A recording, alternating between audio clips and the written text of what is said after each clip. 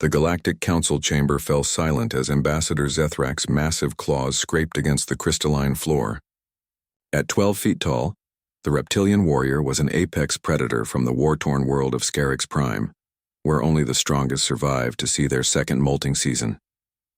His yellow eyes, each the size of a human fist, surveyed the assembled delegates with barely concealed contempt. "This is madness," Zethrak hissed, his forked tongue tasting the air for signs of weakness. "You expect us to entrust our hatchlings to them." His gaze fell upon the small group of humans seated in the observer section, their soft pink flesh seeming almost comically fragile compared to the armored hides and chitinous exoskeletons surrounding them. The proposal on the table was unprecedented in galactic history. The newly established interspecies educational exchange program would allow young beings from various worlds to study together on neutral stations, fostering understanding between species. But the catch was that humans, the newest members of the galactic community, would serve as the primary caretakers and educators. "With respect, Ambassador Zethrak," interjected Dr. Sarah Chen, the human representative, her voice steady despite being surrounded by beings who could crush her with a casual gesture. "Our species has successfully raised and educated young of various types for millennia. We believe diversity in learning environments produces stronger, more adaptable individuals." Zethrak's laugh was a terrifying sound, like grinding stone mixed with the cry of some prehistoric beast. "Humans are prey animals, weak, defenseless. You have no natural weapons, no protective armor, no enhanced senses. Your young require decades of care before they can even survive independently. Why would any predator species trust you with their offspring?" Murmurs of agreement rippled through the chamber from the various predator delegates. The Velkari pack leader's 6 arms crossed in a gesture of dismissal. The insectoid Zephyrians clicked their mandibles in what passed for laughter among their kind. 6 months later, Zethrak found himself aboard Educational Station Harmony, reluctantly observing the first term of the exchange program. His own son, Thorak, was among the 30 young predators from various species, ages ranging from the equivalent of 5 to 12 human years. The hatchling had insisted on participating despite his father's objections. Curious about these strange mammals who somehow commanded respect throughout the galaxy, despite their obvious physical limitations, what Zethrak witnessed over the following weeks shattered everything he thought he understood about strength and survival. On day 3, a young Velkari named Kresh had gotten his multiple limbs tangled in the station's maintenance webbing during an unauthorized exploration. The human instructor, Mr. Rodriguez, had calmly entered the narrow space, too small for any of the adult predator species, and spent 2 hours carefully untangling the frightened youngling while speaking in soothing tones. When other species would have abandoned the trapped individual as natural selection, the human risked his own safety to save a child not even of his species.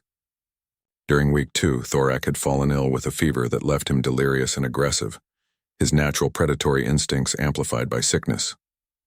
While the other adult species maintained safe distances, fearing the unpredictable young predator, the human medical staff led by Dr. Patel had worked in shifts around the clock. They endured bites and claw marks without retaliation, their only concern being Thorak's recovery. When Zethrak had arrived to collect his son, expecting to find him isolated or restrained, he instead discovered the boy sleeping peacefully, while Dr. Patel sat beside him, reading a story in broken Scarixian. The revelation came during a staged emergency drill in week 4. An asteroid impact scenario required immediate evacuation of all personnel. Zethrak watched from the observation deck as chaos erupted in the educational sectors. Young beings of all species panicked, their survival instincts overwhelming their training. But the humans didn't flee. Instead, each human adult moved with purpose and precision. Ms. Thompson, barely 5 feet tall, physically carried a young Zephyrian twice her weight to safety.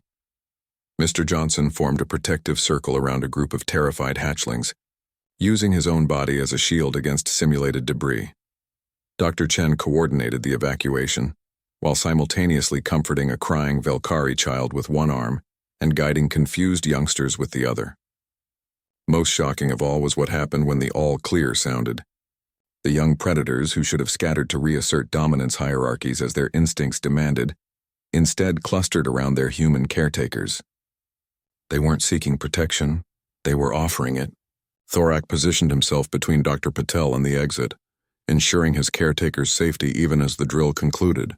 As Zethrak processed what he'd witnessed, Dr. Chen approached him in the observation lounge. "You're wondering why they protect us," she said simply.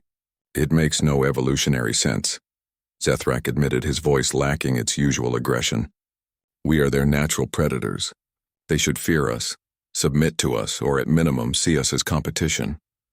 Dr. Chen smiled, the expression somehow conveying both warmth and profound sadness. "Ambassador, may I share something about human evolution?"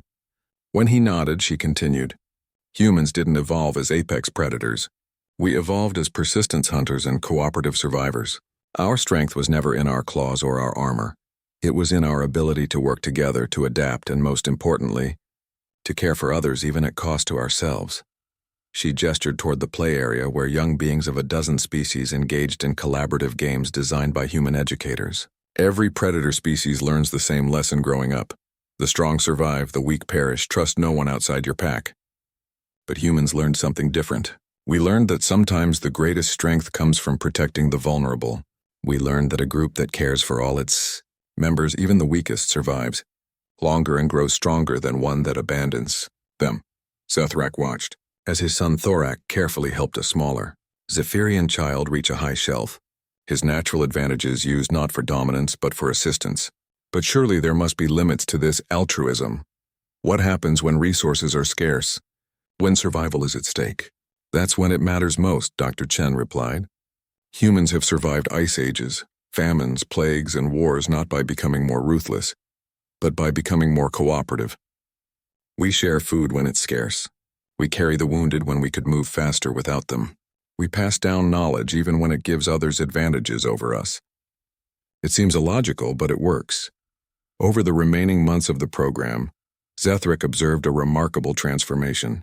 The young predators didn't lose their natural instincts or become weak. They learned to channel their strengths toward protection and cooperation rather than domination and conquest. His son Thorak returned home not as a diminished warrior, but as a more complete one, understanding that true strength meant having the power to destroy, but choosing instead to preserve. The program's success led to its expansion across the galaxy. Predator species that had initially scoffed at human weakness began requesting human educators for their most promising offspring. The galaxy discovered that humans had been trusted with young not despite their lack of natural weapons, but because of their abundance of something rarer and more valuable, the instinct to nurture rather than eliminate, to lift up rather than tear down. Years later, when asked why predator species had come to trust humans with their most precious resource, their children, Zethrak would give an answer that puzzled many but explained everything. "We trusted them because they were the only species in the galaxy that never asked us to prove our young were worthy of protection. To humans, being young was proof enough.